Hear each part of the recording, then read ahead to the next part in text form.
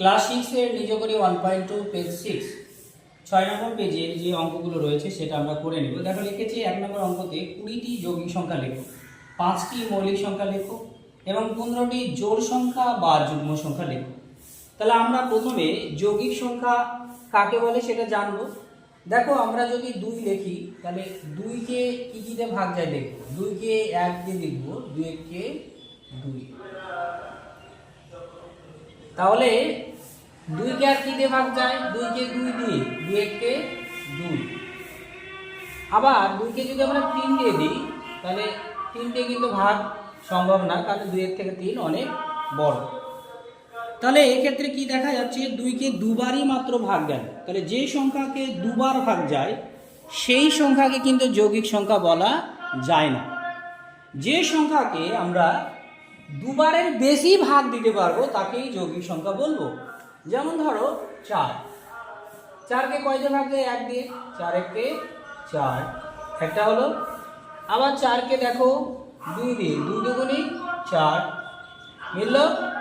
আবার 4 কে 4 দিয়ে ভাগ যায়, 4 একে 4, তাহলে ভাগ কবার গেল, 3 বার গেল, 4 পেলাম। 4 এর পরে কি আছে, 4 এর পরে দেখো 6, 6 কে যদি ভাগ করো তাহলে 1 দিয়ে ভাগ যাচ্ছে, 6 কে 6, 2 দিয়ে যাচ্ছে, 3 দুগুণে 6। আবার 6 কে 3 দিয়ে ভাগ যাবে, 3 দুগুণে 6। আবার 6 কে 6 দিয়ে ভাগ যাবে, তাহলে টোটাল 6 কে 4 বার ভাগ গেল, তাহলে 6 হচ্ছে যৌগিক সংখ্যা। তাহলে এবার 7 কে দেখবে ভাগ করে, দেখো 7 একে 7 অর্থাৎ 7 দিয়ে গেল।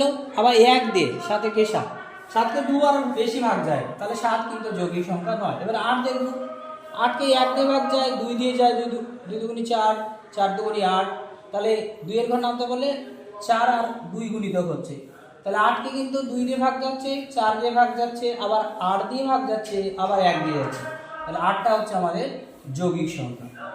এরপরে যদি আমরা 9 দেখি তাহলে 9 কে দেখো 1 দিয়ে ভাগ যাচ্ছে, 3 দিয়ে ভাগ যাচ্ছে এবং 9 দিয়ে যাচ্ছে, কারণ 9 কে 9, তারপরে 9 দিয়ে যদি ভাগ দিচ্ছি 9 কে 9, আবার 3 তিরিকে 9, তাহলে 9 হচ্ছে আমাদের যৌগিক সংখ্যা। এইভাবে তোমরা মুখে মুখে ভাগ করে 20টি যৌগিক সংখ্যা বের করে নেবে। এরপরে 5টি মৌলিক সংখ্যা বের করতে বলেছে। মৌলিক সংখ্যার সংখ্যা আমি এখনই দিলাম, যেমন প্রথম মৌলিক সংখ্যা হচ্ছে 2, তাহলে 2 কে দেখো কয় দিয়ে ভাগ যায়, 1 দিয়ে, 2 একে 2। আবার 2 কে 2 দিয়ে যায়, 2 কে 2, কিন্তু 2 কে 3 দিয়ে কি ভাগ দেওয়া সম্ভব, দেওয়া সম্ভব না, কোনো জিনিস সম্ভব না, বড় হয়ে যাচ্ছে, বেশি হয়ে যাচ্ছে, তাহলে ভাগ যাবে না। তাহলে 2 কে দুবার ভাগ গেল, তাহলে যে সংখ্যাকে মাত্র দুবার ভাগ যায় সেই সব সংখ্যাকে বলা হয় মৌলিক সংখ্যা। তাহলে 2 হলো, আর কি না 3 কেও কিন্তু দুবারই ভাগ যায়, 1 দিয়ে আর 3 দিয়ে। আবার 5 কে যদি দেখি তাহলে 1 দিয়ে আর 5 দিয়ে ভাগ যায়। আবার যদি 7 কে দেখি তাহলে 1 দিয়ে আর 7 দিয়ে। আবার যদি আমরা কত 11 কে দেখি তাহলে দেখতে পাবো 1 দিয়ে যাচ্ছে ভাগ আর 11 দিয়ে, আর কোনো সংখ্যা দিয়ে ভাগ যাচ্ছে না। তাহলে এই 5টি মৌলিক সংখ্যা নির্ণয় করতে বলেছে, আমরা 5টি মৌলিক সংখ্যা নির্ণয় করে ফেলেছি। এবার 15টি জোড় সংখ্যা এবং বা যুগ্ম সংখ্যা বের করতে বলেছে।